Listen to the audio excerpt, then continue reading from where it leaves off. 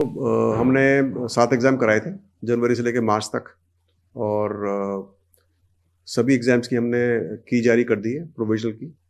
और जो पूरी कार्रवाई होती है हमारी तरफ करे जा रहे हैं।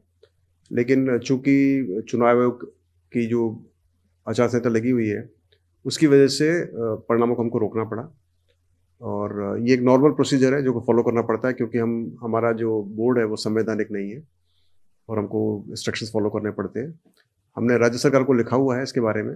हम चाह रहे हैं कि जितना जल्दी हो सके राज्य सरकार हमको इसकी परमिशन दिलाए चुनाव आयोग से, ताकि हम जो रिजल्ट्स हैं पेंडिंग उनको हम छाप सकें। तो मुझे उम्मीद है कि हमने राज्य सरकार इस पर ऑलरेडी कार्यरत है और शीघ्र इसके ऊपर कार्रवाई होगी। और जैसे हमको परमिशन मिलेगी हम राज्य सरकार से हम रिजल्ट्स को आगे छापेंगे। सर 25 फरवरी 2023 में रीट लेवल 1 के 1000 पदों पर भर्ती प्रक्रिया हुई थी। उसमें करीबन 6000 पद ऐसे जिन पे नियुक्ति बाकी है। बोर्ड में हाई कोर्ट में मामला था इसका, कब तक सर उसका मामला? तो इसमें ज़्यादातर तो हमने उसकी परीक्षा के परिणाम निकाल दिए थे और हमारे लेवल पर तो ज़्यादा भर्ती बची हुई नहीं है।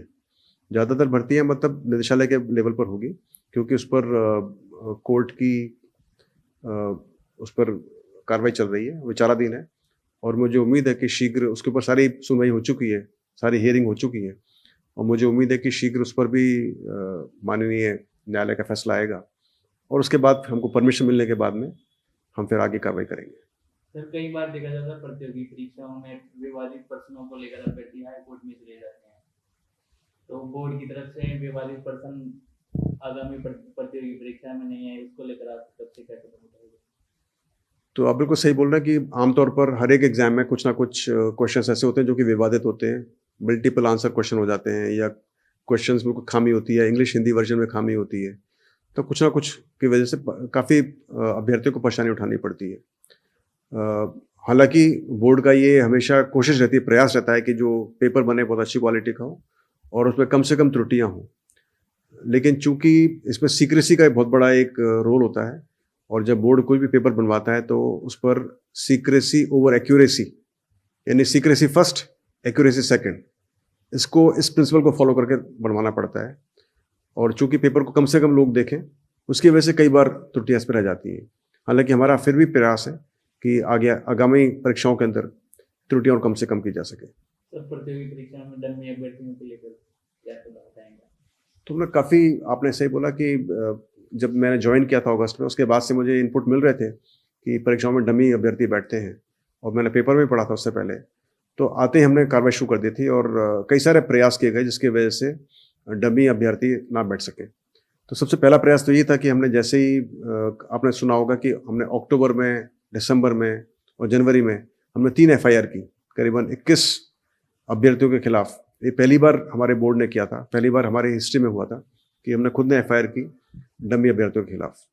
और मुझे खुशी है कि SOG ने अभी 2 दिन पहले उसमें से एक अभ्यर्थी को पकड़ भी लिया है और उसके खिलाफ कार्रवाई चल रही है। और मुझे उम्मीद है कि बाकी जो अभ्यर्थी हैं वो भी पकड़े जाएंगे जिन्होंने फर्जीवाड़ा किया है। उसके बाद से हमने फिर कई सारे कदम उठाए जिससे कि यदि डमी पकड़ा जाए तो कोर्ट के अंदर हम उसके खिलाफ पुख्ता सबूत पेश कर सकें।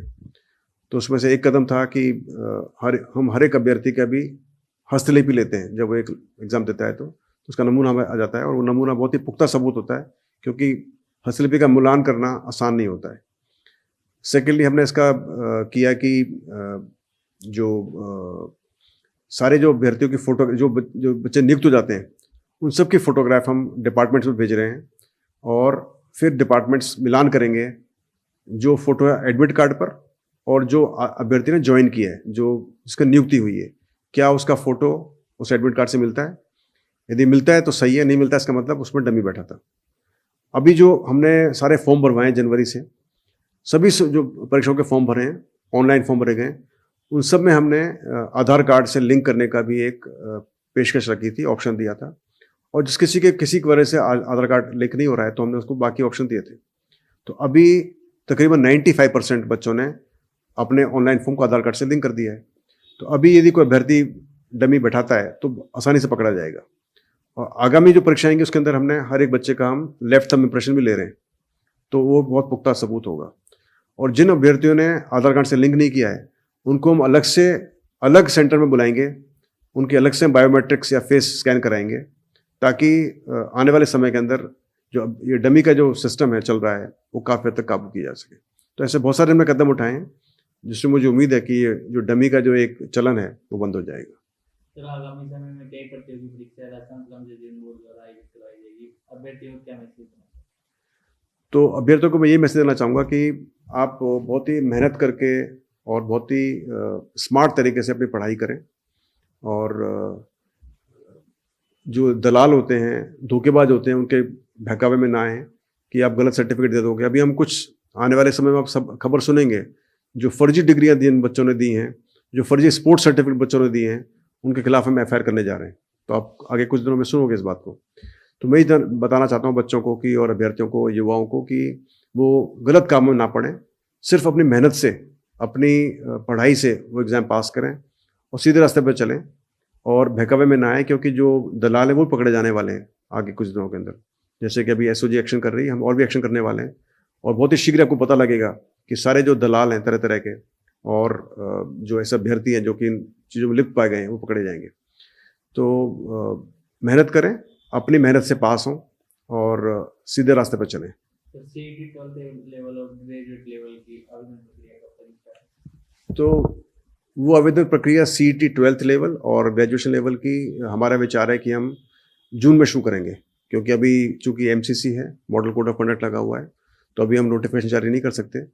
तो मुझे उम्मीद कर रहा हूँ कि हम, क्योंकि अब डेट तो मैं ऑलरेडी इशू कर सकें, डेट तो हमने अलॉट बता रखी है कि किस तारीख को हमारे एग्जाम्स होंगे, ये हमने डिक्लेयर किया हुआ है हमारे कैलेंडर के अंदर, और उसी को मद्देनज़र हम, मेरे को लग रहा है जून आखिर के अंदर या जुलाई बिगनिंग में बच्चों को फॉर्म भरना